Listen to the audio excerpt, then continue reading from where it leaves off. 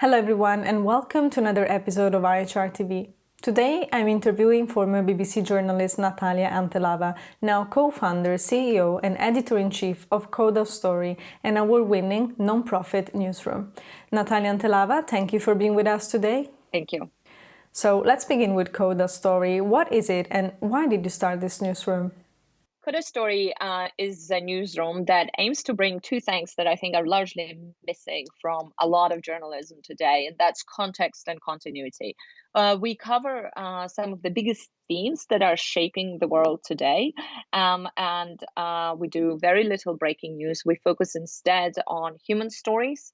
We're covering currently disinformation, authoritarian technology, and war on science. Actually, three issues that are very much at the heart of the pandemic today. Our slogan is to stay on the story, and that's what we try to do, because we really think that the true understanding of both events and issues that are shaping the world comes from you have to have the context in order to understand what's happening. And what sets us apart and the way we try to create that context and continuity is by being thematically driven rather than chronologically driven. For us, it's not what's the latest that is necessarily the most important, but where does it fall into the themes and trends that are shaping up. Coda works on around 5 different channels or topics, of which one is misinformation. Tell me more about this particular channel. So the way we approach, when we got together and tried to figure out how do we actually create a newsroom that is designed for continuity and context, one of the ways of doing so, we decided that really we needed to prioritize thematic over chronological. If like one way of understanding it, instead of in sort of the W's of journalists, the who, why, when, what. We really wanted to focus on why and how rather than the others, right? To create that context. So we set up what is essentially a thematic newsroom. We take a theme that is important, that is a big trend, and then we break it down into sort of what we call currents, the sub themes that we need to follow in order to understand that crisis, right? So, for example, we're covering disinformation, and in disinformation, we're looking at different aspects of disinformation, like rewriting history, or the soft power, or the armed conflicts and violence, of how disinformation can really be translated into sort of real life violence. The focus is really on kind of finding human stories to illustrate and support that kind of a subject that may feel slightly academic, right? To really show that it is a crisis that really is affecting our societies and our lives. Actually, when we first launched in 2017, we started with a pilot project looking at the LGBT rights in the former Soviet Union. We just wanted to test out our model. Something was afoot with the Kremlin in this war against LGBTQ communities. So we wanted to understand what it was. So we took that topic, we broke it down into themes we wanted to cover, from the Orthodox Church to the abuses and violence, and we had about 5. It clearly emerged that disinformation was disinformation was the most prominent thing that was shaping the fight against LGBTQ in Russia. So it was from that our disinformation channel was born. And while covering disinformation, we saw how prominent was the abuse of technology. So in launching many of these disinformation campaigns, so we started a channel called the Authoritarian Tech. And this is how, one by one, we sort of try to build context and continuity in the coverage of the issues that we tackle. What kind of narratives do you work with? One example, for example, late last year, we covered the 5G, the anti-5G conspiracists. And this is a growing movement in which there is a very big group of people that believes that 5G is a global conspiracy, and that it's very bad for our health, and that the radiation caused by 5G will basically kill us all. As soon as the pandemic began, the 5G conspiracists, the anti-5G conspiracists, jumped on the coronavirus issue, tied it to the coronavirus, and we saw mobile phone masts being, arsons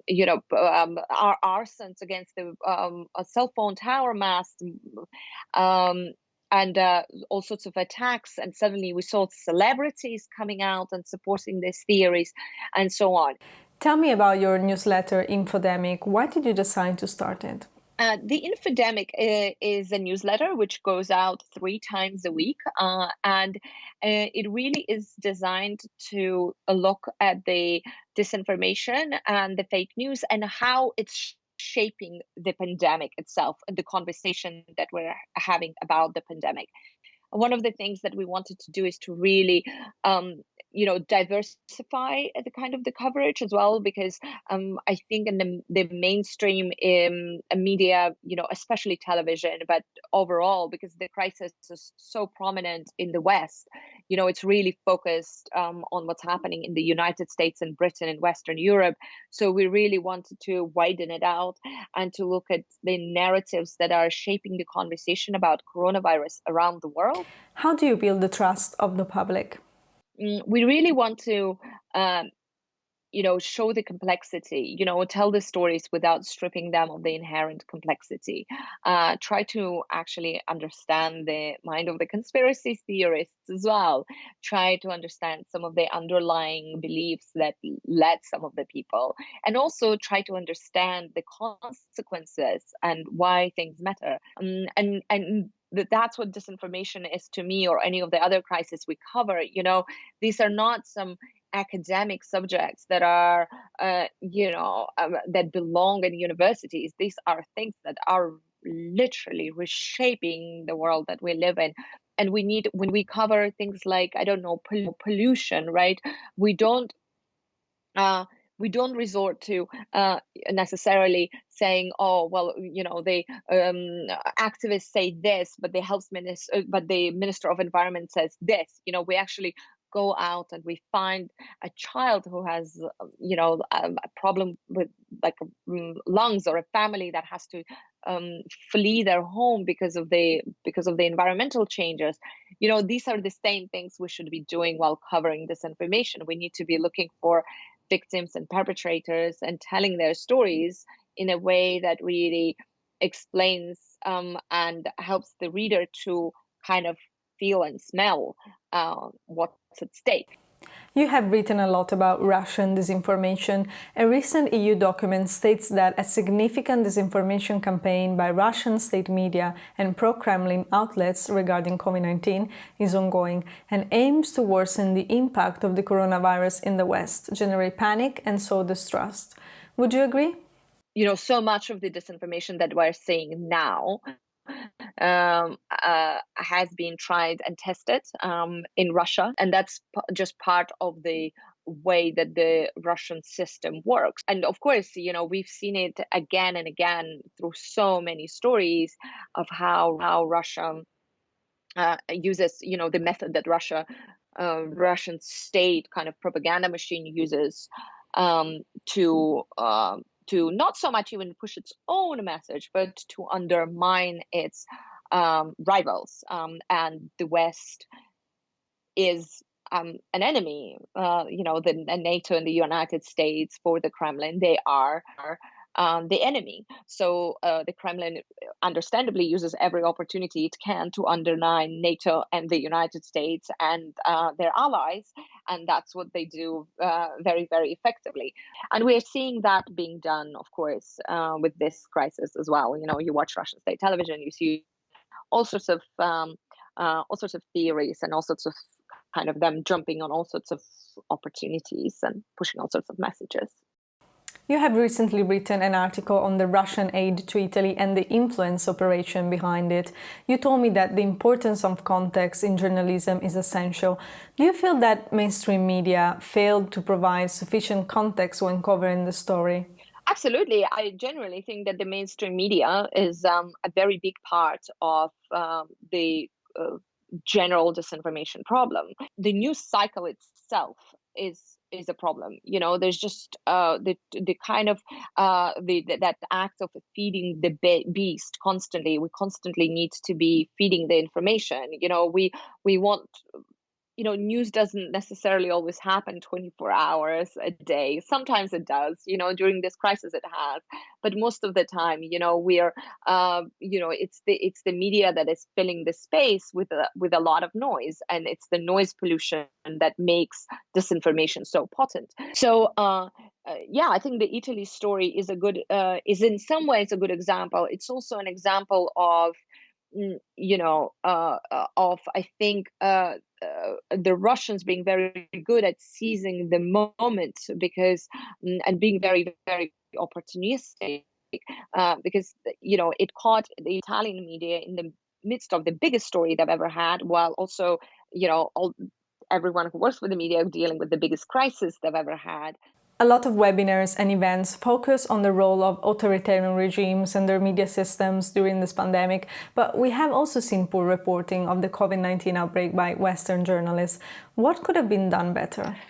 I really there is part of me that really doesn't want to, considering the very, very difficult circumstances, and considering some of the extraordinary reporting that we have seen across all outlets.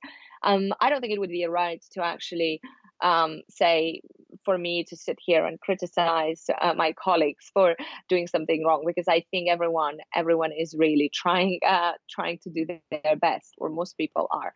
But I think we would all benefit, both journalism, the media industry, and our societies at large, from rethinking the role of journalists, from rethinking the role of newsrooms, and from trying to kind of rethink the impact that our constant chase for endless updates has on the world that we live in.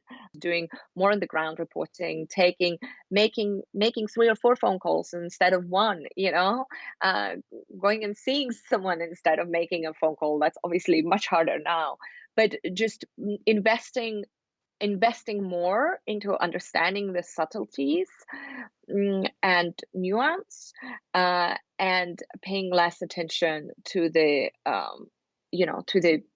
to kind of quick turnaround stuff.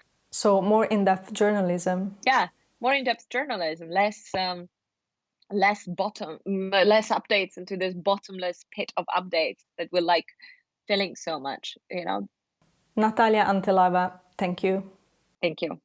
And thank you for being with us for another episode of IHR TV. From myself, Margherita Cargasacchi, until next time, goodbye.